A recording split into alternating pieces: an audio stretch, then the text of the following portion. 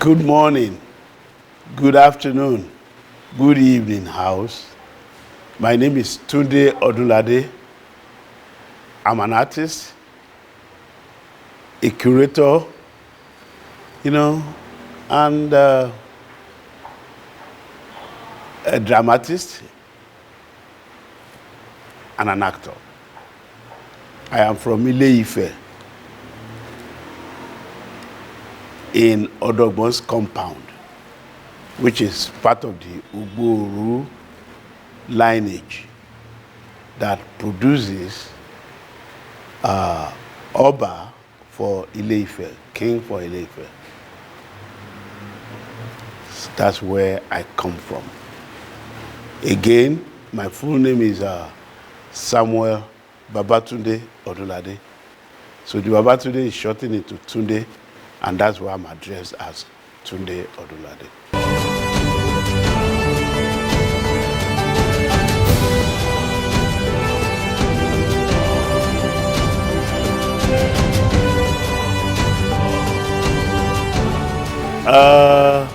Well, the kingmaker is one, and then the lineage of Obaship is another. But as it stands, if truth must be spoken, the biblical truth, it's not likely that I can become an Oba. Never say never. I said that because the Oba on the throne now is as old as my son. And I don't expect him to die before me. And if the king does not die, you don't put another king on the throne. So that's why I say it's not likely that I become an Oba.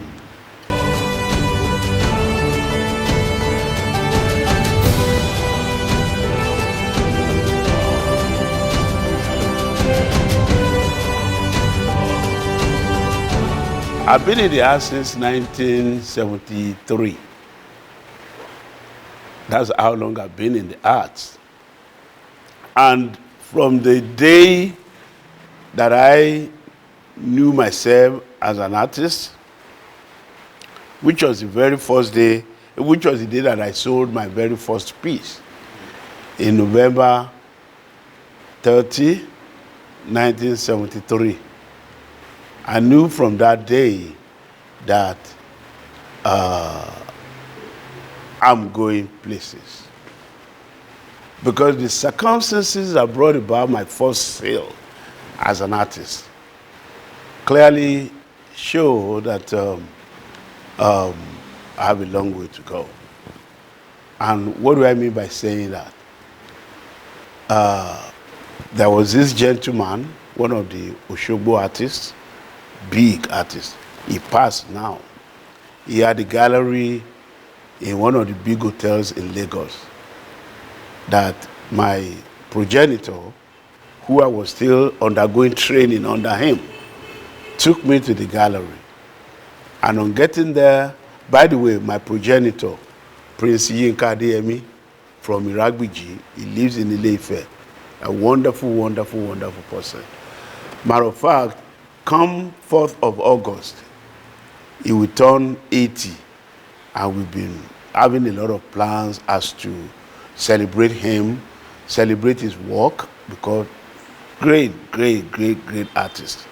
So we're going to be having 3 major shows for him, here in this gallery, in his house at Ile-Ife, and then in a gallery in Lagos called the Art Hotel. So I pay homage to my progenitor, Prince Yinka Adeyemi. Well, he and I went to visit his colleague who had the gallery. And his works were hung, that is my progenitor's work.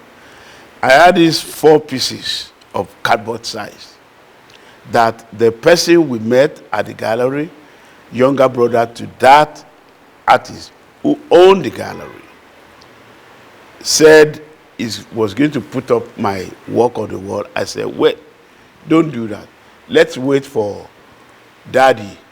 If he comes back and say, it's okay for you to put my work on the wall, then we go ahead and do that. But he insisted, true to my words, when the daddy came and saw my work on the wall, he took them off the wall. That why should you put such an amateurish work on the wall? The gallery closed for the evening. We were about going. We met this white man coming to the gallery, thinking the gallery was still open. And then he said, I'm coming to buy some art. The guy was a pilot with British Caledonia then. So I was coming to buy art. So we went back to the gallery, reopened it, and then he looked at work, everybody's work on the wall. Quite a lot of works there. But for some reason, he didn't see what he liked to buy. So he was a bit disappointed. And then they closed the gallery back, and then we were going. When my work was flung, removed from the wall, I went and put it inside the barbed wire, fencing around the swimming pool in front of that gallery.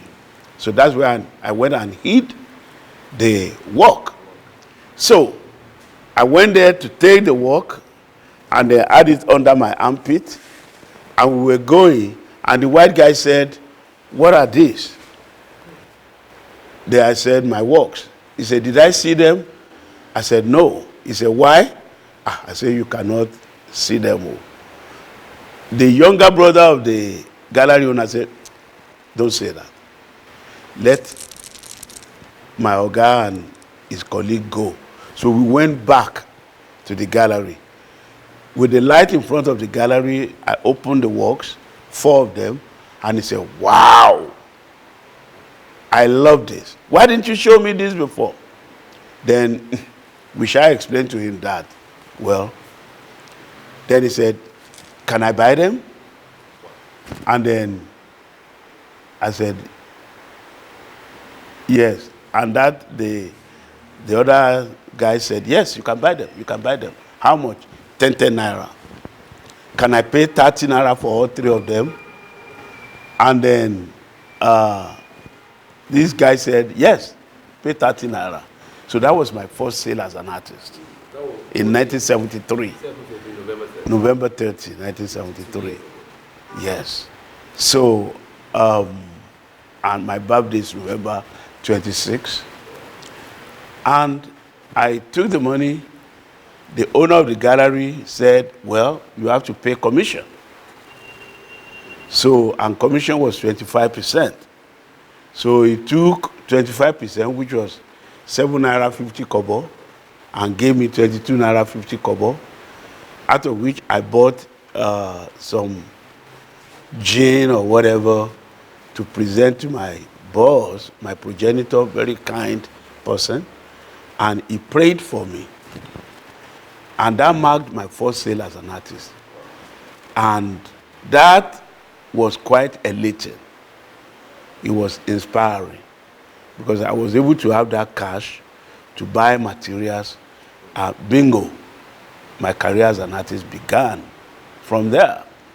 So, and of course, a lot of other artists, colleague artists, I helped in helping them to sell their works. I guess because I became an artist. First, I was a salesman in an automobile company. So I kind of had some iota of salesmanship in me, which has helped in marketing my work. And thank God that that happened. And that has dovetailed into setting up galleries at one time or another. This will be the 3rd gallery that I'll be running, helping other artists to showcase their works, and they can have sale of their works. In this gallery, we have over 80 artists that we promote, represent, and provide some little means of livelihood for them in the process, which is what I do internationally too. So I don't just promote myself. I use the influence that God has endowed me with to support other people, which I think that's what life should be. Ability to share.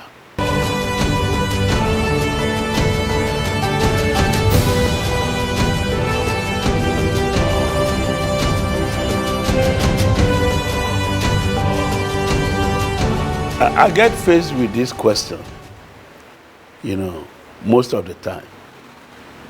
But my simple answer to that is that I try not to recall challenges. Like they say, you don't recall the past with sorrow, for bitterness bears no fruit. And even if it does at all, it's going to be a bitter fruit. So why bitter fruit? So rather, I see challenges as stepping stones. Could be my error, could be other people's error, but bottom line is, what happened to you is only 10% of the matter. The 90% is what do you do with it?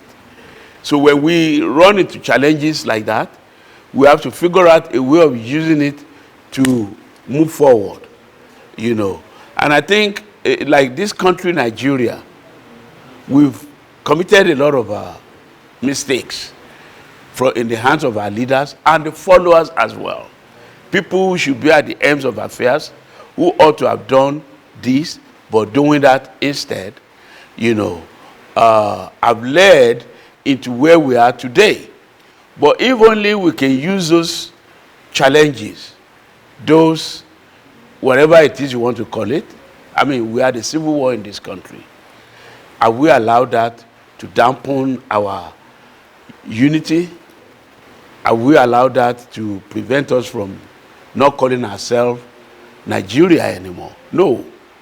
So, whatever challenges any individual runs into, you simply have to use it as strength to move forward. So, that's why I cannot say, these are my challenges. But, like I said, every human being have had some challenges or another at a point. Bottom line is, what do you do with those challenges?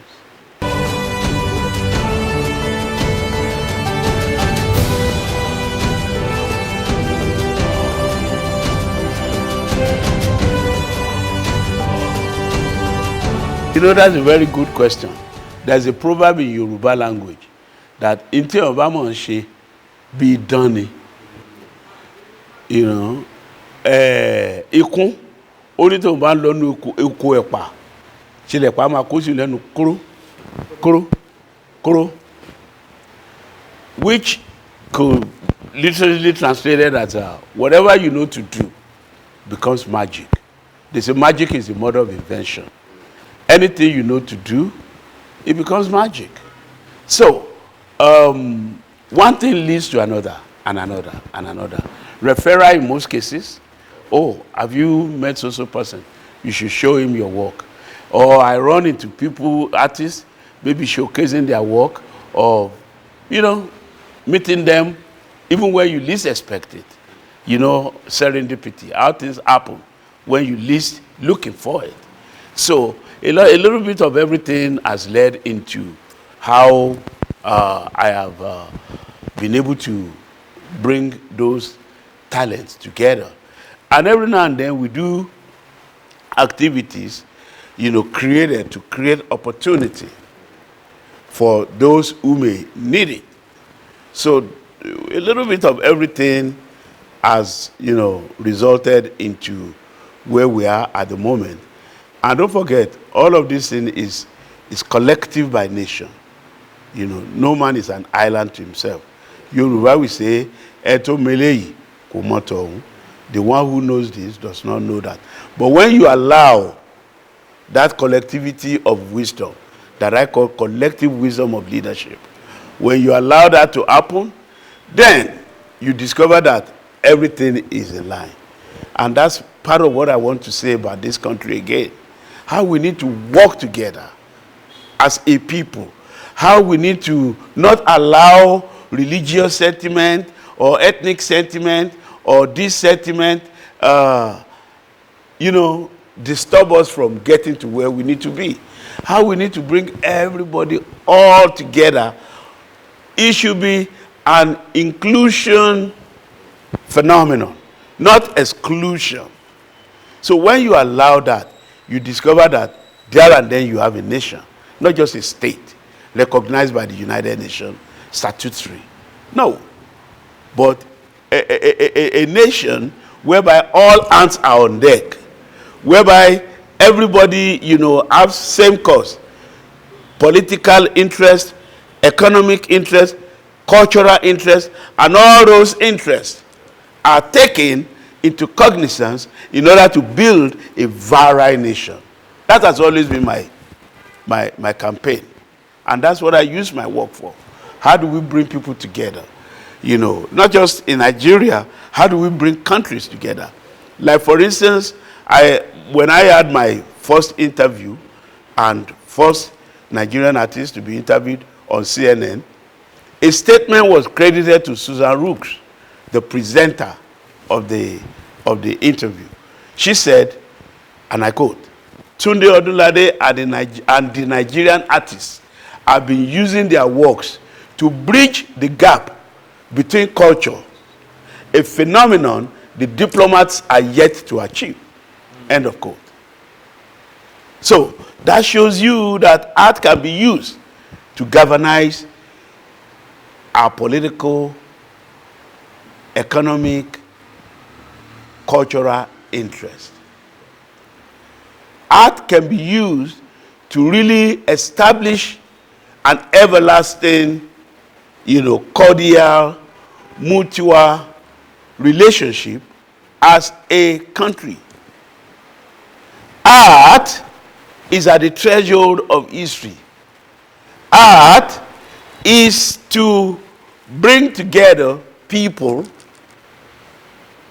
of like minds, and of course, by extension, that in effect draws close those who are not ordinarily arty, but with the enthusiasm of the so-called art lovers, they can inspire those who are not even arty by nature. And then art then becomes a way by which we can all say we are one nation. A good example of that, 2,000 years of Nigerian art that was put together by Dr. Ipoeyo, may his soul rest in perfect peace, of the National Commission for Museums and Monuments in Lagos. Right around, if I remember well, right around the 20th century, towards the end of 20th century, he pulled together these exhibits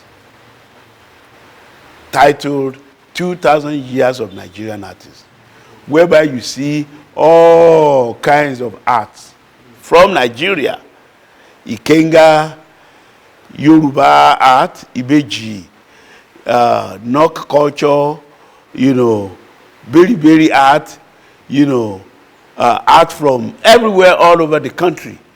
By the time you see that exhibition, you will be fully convinced that Nigerians are civilized people. Because it takes a civilized person, a highly cerebral mind, to be able to produce a piece of art that the onlooker can see and say, wow. So, we are not ordinary human beings. We are not stupid people. We are great people. But do we see ourselves? Do we see that potential in us? Have we figured out how to make use of that in order to project that which is in us that is of international acceptability? Nigerian art equals the best you can find anywhere in the world. Nigerian art can be used to not just bring in foreign exchange. Yes, it will. I mean, look at Hollywood. Look at Hollywood. How much Hollywood is bringing to America. But also can be used as an image launder when I appear anywhere in the world with my work. Oh, this is from Nigeria. Wow. They know right away that wherever this comes from, there is still a lot left there that they want to come and explore. This is part of the advantage. This is part of the usage of art in projecting, in putting to the international community, in allowing the people to know other things about us that they never knew about. So, what am I saying?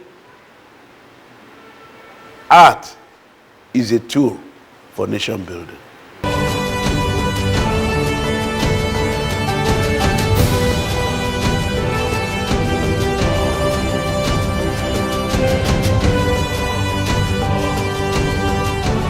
Well,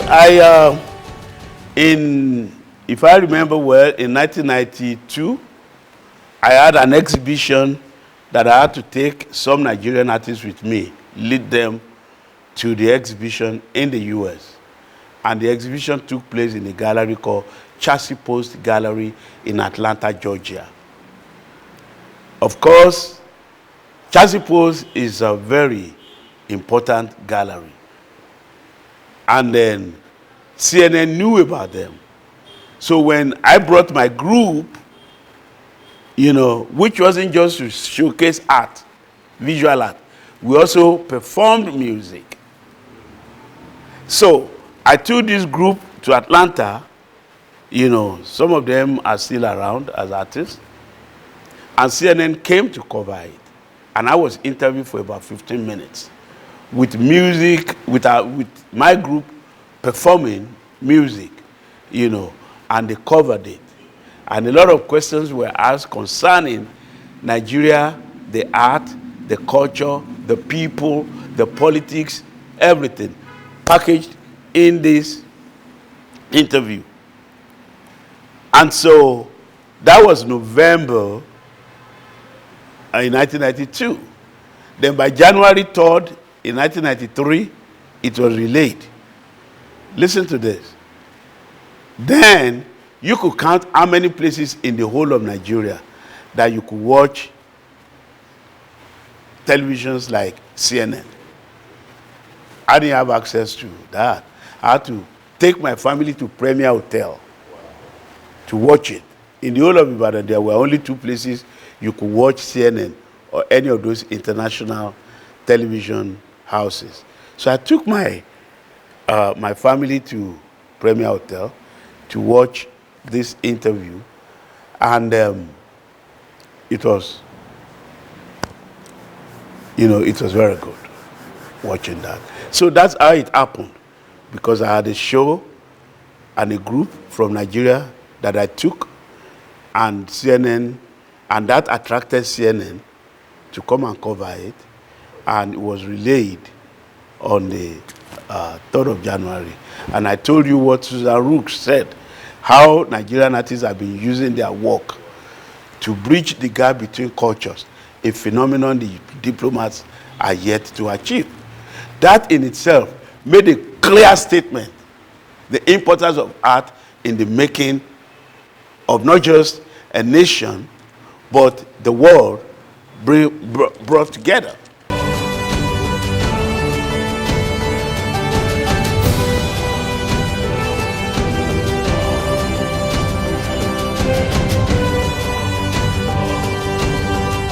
Let us unite together on the surface of the earth. We must unite together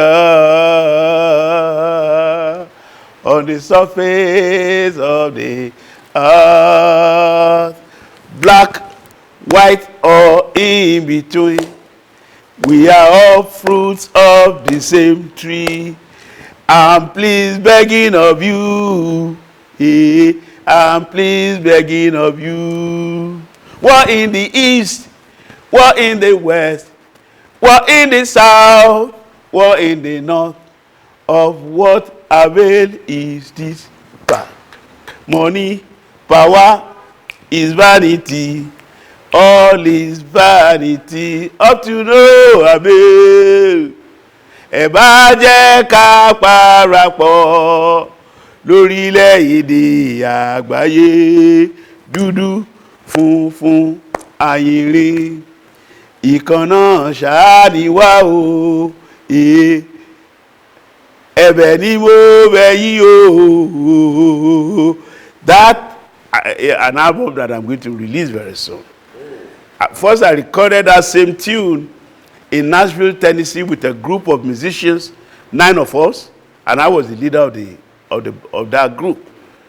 All other people were white people, and I taught them Yoruba song, like ẹ jẹ́ ká múra o ará mi, ará o, ẹ jẹ́ ká múra o ará mi, and all these white folks sang that song with me, you know, and I now just re-recorded that song less than a month ago that we soon hit the market. Wow.